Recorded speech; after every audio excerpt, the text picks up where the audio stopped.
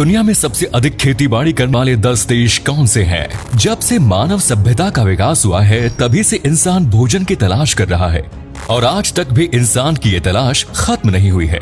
हर साल नई नई तरह की क्रॉप्स, फ्रूट्स एंड वेजिटेबल्स की खोज इंसान कर रहा है। कुछ खाड़ी देशों को हटा दिया जाए तो दुनिया के हर कोने में लोग खेतीबाड़ी से जुड़े हुए नजर आ जाएंगे और धीरे धीरे खाड़ी देश भी कृषि के क्षेत्र में अपने कदम बढ़ा रहे हैं। पूरे विश्व में सबसे अधिक मात्रा में गेहूं का उत्पादन किया जाता है, लेकिन कौन कौन से देश सबसे अधिक मात्रा में फूड प्रोडक्ट्स का उत्पादन करते हैं, ये एक पेचीदा सवाल है। आज के इस वीडियो में हम टॉप 10 एग्रीकल्चरल कंट्रीज के बारे में बात करेंगे। बस आप वीडियो के एंड तक बने रहिए। Number 10, Turkey. तुर्की की 20% आबादी कृषि से जुड़ी हुई है और देश की जीडीपी में एग्रीकल्चर सेक्टर का योगदान 8% का है। तुर्की के टोटल एग्रीकल्चरल आउटपुट में 1/4 योगदान पोल्ट्री फार्मिंग का है।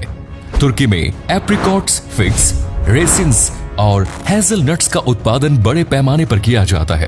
तंबाकू उत्पादन के मामले में तुर्की विश्व में 6ठे स्थान पर आता है। तुर्की की लैंड खेतीबाड़ी के लिए एकदम परफेक्ट मानी जाती है। देश में लगभग हर जगह खेती की जाती है। वहीं पहाड़ी इलाकों का इस्तेमाल लाइव स्टॉक फार्मिंग के लिए किया जाता है। अच्छी खेती के लिए जिन चीजों की जरूरत होती है, जैसे बेहतर क्लाइमेट कंडीशन, अच्छी बारिश और फर्टाइल सॉइल, ये सभी चीजें तुर्की में आसानी से पाई जाती हैं। कृषि के क्षेत्र में तुर्की नई टेक्नोलॉजी के इस्तेमाल को भी बढ़ावा दे रहा है। Number 9, Germany. जर्मनी की 80% जगह एग्रीकल्चर और फॉरेस्ट्री के लिए इस्तेमाल की जाती है। ये यूरोप के सबसे प्रमुख देशों में से एक है जहां बड़े लेवल पर खेती बाड़ी की जाती है। जर्मनी शुगर बीट का चौथा सबसे बड़ा उत्पादक देश है। गेहूं उत्पादन के मामले में जर्मनी 10वें नंबर पर आता है। बैरले के उत्पादन में जर्मनी की रैंक तीसरी है और वाइन के मामले में यह विश्व में चौथे नंबर पर आता है। जर्मनी के 87% किसानों के पास 124 एकड़ या उससे अधिक की जगह मौजूद है। एग्रीकल्चर के लिए इस्तेमाल की जाने वाली आधी जमीन का इस्तेमाल जर्मनी में जानवरों को चराने के लिए किया जाता है। जर्मनी की अन्य प्रमुख प्रोडक्ट्स में pork, poultry, potatoes, milk, cereals, beef और कैबेज शामिल है। Next is Japan. Agriculture sector Japan की जीडीपी में 2% का योगदान देता है और जापान की लगभग 10% आबादी कृषि पर आधारित है। जापान ने अपने यहाँ इंटीग्रेटेड फार्मिंग को डेवलप किया है। आज जापान के प्रत्येक किसान के पास औसतन 3 एकड़ की जगह मौजूद है, लेकिन इतने कम एरिया में वे काफी अच्छा आउटपुट देते हैं। जापान फूड प्रोडक्ट्स के मामले में सेल्फ सफिशिएंट देश बनना चाहता है। चावल की 98% जरूरत अपने देश से ही पूरी हो जाती है। हालांकि अन्य चीजों के मामले में जापान आज भी दूसरे देशों पर निर्भर है और हर साल बड़ी संख्या में सामान इंपोर्ट करता है। वहीं मछली और अन्य सी फूड के मामले में जापान काफी आगे है और कई बड़े देशों को जापान सी फूड एक्सपोर्ट भी करता है। जापान की अन्य प्रमुख फसलों में सोयाबीन्स, बैरले और व्हीट शामिल है। Number 7, Mexico. मैक्सिको के कुल लैंड में से 15% एरिया को कृषि के लिए इस्तेमाल किया जाता है और इस 15% में से भी आधे पर लाइव स्टॉक फार्मिंग की जाती है। इसी से अंदाजा लगाया जा सकता है कि मैक्सिको में लाइव स्टॉक फार्मिंग कितने बड़े पैमाने पर की जाती है। यहाँ पर मिल्क, पोल्ट्री और अंडों का उत्पादन तो होता ही है, साथ ही wheat, sugar cane, peppers, corn, bananas, sorghum, blue agave, avocados और बीन्स की खेती भी की जाती है। मैक्सिको अपनी कॉफी के लिए भी प्रसिद्ध है। कॉफी और शुगर का एक्सपोर्ट भी मैक्सिको द्वारा किया जाता है। Number 6, France.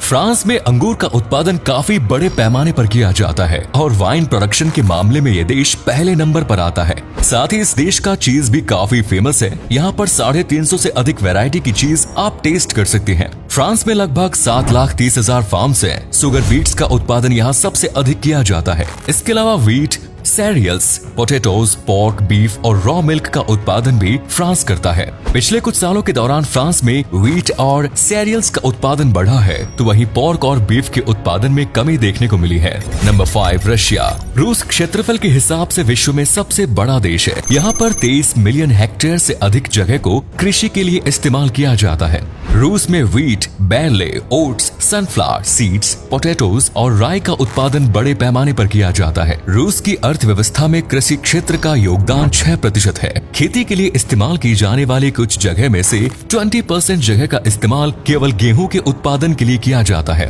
रूस में इस्तेमाल होने वाली 70% खाद्य सामग्री का उत्पादन अपने ही देश में किया जाता है। पिछले कुछ सालों के दौरान रूस में बड़ी संख्या में लोग एग्रीकल्चर सेक्टर की ओर आकर्षित हुए हैं। रूस की कुल जनसंख्या में से 16% लोगों को एग्रीकल्चर सेक्टर से ही रोजगार मिल रहा है। Number 4, Brazil. ब्राजील में आज से 12,000 साल पहले खेती की शुरुआत हो गई थी। ब्राजील के 41% भूभाग पर एग्रीकल्चरल एक्टिविटीज की जाती है। कॉफी उत्पादन और एक्सपोर्ट करने के मामले में ब्राजील पहले नंबर पर आता है। साथ ही शुगर प्रोडक्शन के मामले में भी ब्राजील को पहला स्थान प्राप्त है। वहीं सोयाबीन के मामले में ब्राजील दूसरे स्थान पर आता है। पिछले 2 दशक के दौरान ब्राजील की जीडीपी में एग्रीकल्चर का योगदान 25% तक रहा। ब्राजील में मानियोक, राइस, माइजी, कॉटन, एडिबल बीन्स और गेहूं का उत्पादन भी बड़े पैमाने पर किया जाता है। अपनी खेतीबाड़ी के कारण ही ब्राजील आज विश्व की टॉप 10 इकोनॉमीज वाले देशों की सूची में शामिल है।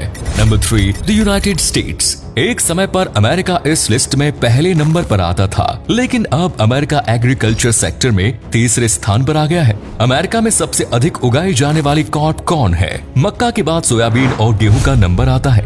2 मिलियन एकड़ से अधिक जगह पर अमेरिका में खेती की जाती है। कृषि क्षेत्र में भी अमेरिका आधुनिक तकनीक और टेक्नोलॉजी का इस्तेमाल कर रहा है। साल 2020 की रिपोर्ट के मुताबिक एग्रीकल्चर सेक्टर का अमेरिका की जीडीपी में 1 ट्रिलियन से अधिक का योगदान था, जो अमेरिका की कुल जीडीपी का लगभग 5% है। 1990 के बाद से अब तक अमेरिका 5% सालाना वृद्धि के साथ एग्रीकल्चर सेक्टर में तरक्की कर रहा है। Number 2, India. इस लिस्ट में दूसरे नंबर पर हमारे देश भारत का नाम आता है। भारत हमेशा से ही एक कृषि प्रधान देश रहा है। भारत में 58% आबादी आज भी कृषि संबंधित गतिविधियों से जुड़ी हुई है और देश की जीडीपी का 18% हिस्सा एग्रीकल्चर सेक्टर से ही आता है। भारत दूध के उत्पादन के मामले में पहले नंबर पर आता है। जूट और पल्सेस के मामले में भी भारत को पहला स्थान प्राप्त है। वहीं rice, wheat, groundnut, sugar cane, vegetables, fruit और कॉटन के उत्पादन में भारत दूसरे नंबर पर आता है। भारत में कुल 96 मिलियन हेक्टेयर जमीन पर खेती बाड़ी की जाती है। मछली उत्पादन के मामले में भारत तीसरे स्थान पर काबिज है। इनके अलावा सदियों से भारत दुनिया को मसाले एक्सपोर्ट करता आया है। पूरे विश्व में सबसे अधिक किस्म के मसाले भारत में ही पाए जाते हैं। नंबर 1, पूरे चीन की 10% जमीन खेती के लिए योग्य मानी जाती है और चीन की जमीन विश्व में सबसे अधिक उपजाऊ भी है। विश्व की 22% आबादी को खाना चीन के द्वारा ही दिया जाता है। चीन विश्व में चावल का सबसे बड़ा उत्पादक देश है। साथ ही गेहूं और माइस का उत्पादन भी चीन में प्रमुख रूप से किया जाता है। चीन की 5,45,960 वर्ग किलोमीटर जगह पर खेती की जाती है। फ्रूट्स, वेजिटेबल्स, सीरियल्स, कॉटन और अंडों का उत्पादन भी चीन में होता है। चीन में सड़क किनारे भी फल और सब्जियां लगी हुई नजर आ जाएंगी और बिल्डिंग के बाहर की दीवारों पर वर्टिकल फार्मिंग की मदद ली जाती है। कुछ साल पहले ही चीन ने अमेरिका और यूरोपियन यूनियन को पछाड़कर टॉप 10 एग्रीकल्चरल कंट्रीज की लिस्ट में पहला स्थान प्राप्त बनाया है। पिछले साल चीन ने $133 बिलियन के एग्रीकल्चरल प्रोडक्ट्स एक्सपोर्ट किए थे। तो ये थी दुनिया के टॉप 10 मोस्ट एग्रीकल्चरल कंट्रीज। हालांकि इसके अलावा कई देश ऐसे हैं जिनके 50% से 80% तक की आबादी कृषि पर ही आधारित है और ग्रामीण इलाकों में ही निवास करती है। इनमें लाइबेरिया, सोमालिया और गुइनिया बिसाऊ जैसे देश शामिल है। लेकिन इनका एग्रीकल्चर आउटपुट काफी कम है और बहुत ज्यादा टेक्नोलॉजी के साधन भी इनके पास मौजूद नहीं है। जिस गति से दुनिया की जनसंख्या बढ़ रही है, खासतौर पर एशियाई और अफ्रीकी देशों की, उसको ध्यान में रखते हुए हमें आने वाले समय और अधिक फूड प्रोडक्ट्स की जरूरत पड़ेगी। इसलिए दुनिया के सभी देशों को उत्पादन बढ़ाने के मामले में गंभीरता से विचार करना चाहिए। अगर आपको ये वीडियो अच्छी लगी तो इसे लाइक और शेयर अवश्य करें। धन्यवाद।